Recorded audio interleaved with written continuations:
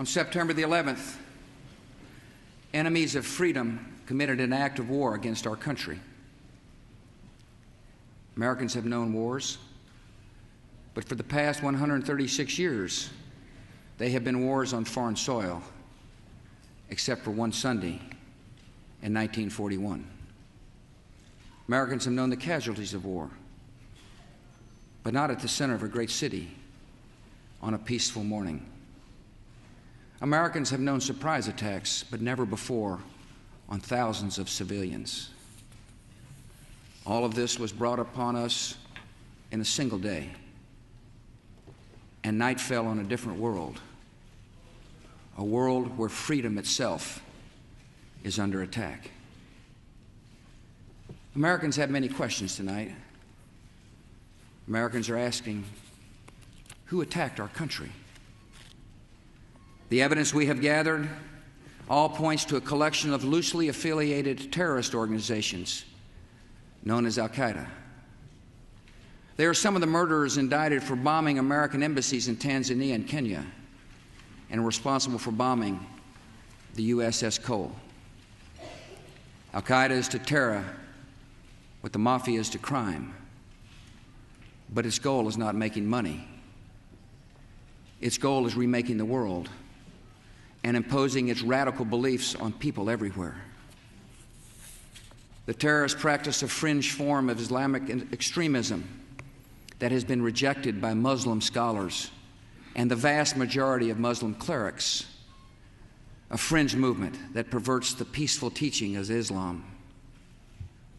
The terrorist directive commands them to kill Christians and Jews, to kill all Americans, and make no distinctions among military and civilians, including women and children.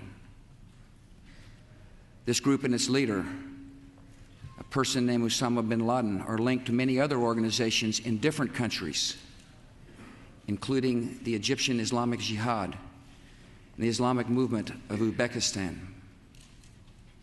There are thousands of these terrorists in more than 60 countries. They are recruited from their own nations and neighborhoods and brought to camps in places like Afghanistan, where they are trained in the tactics of terror. They are sent back to their homes or sent to hide in countries around the world to plot evil and destruction.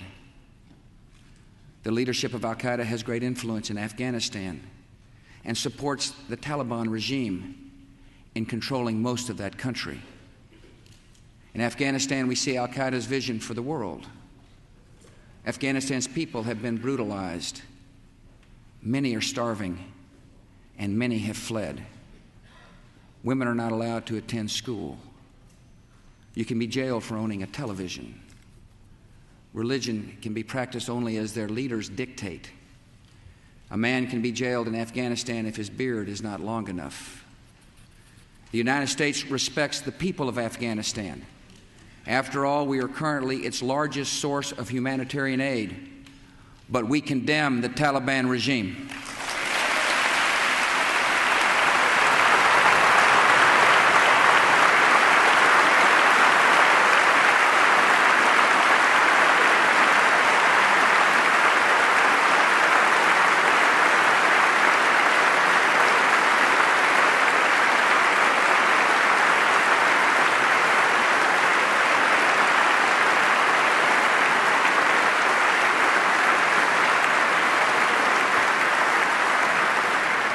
It is not only repressing its own people, it is threatening people everywhere by sponsoring and sheltering and supplying terrorists.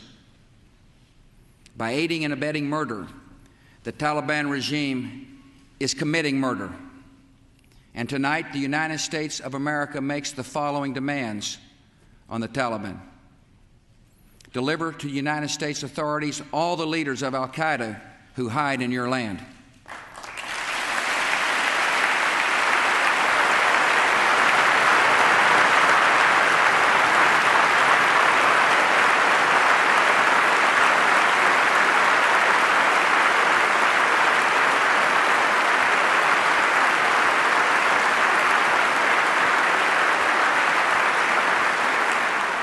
Release all foreign nationals, including American citizens you have unjustly imprisoned.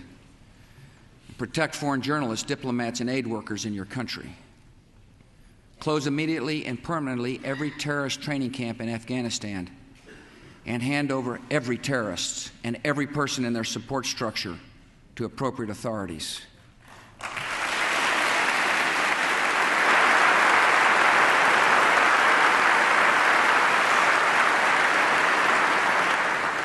Give the United States full access to terrorist training camps so we can make sure they are no longer operating.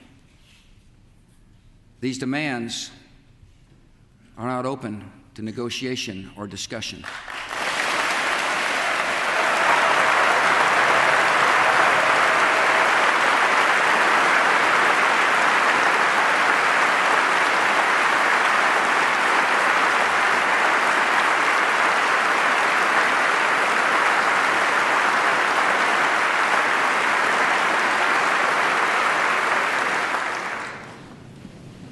The Taliban must act, and act immediately.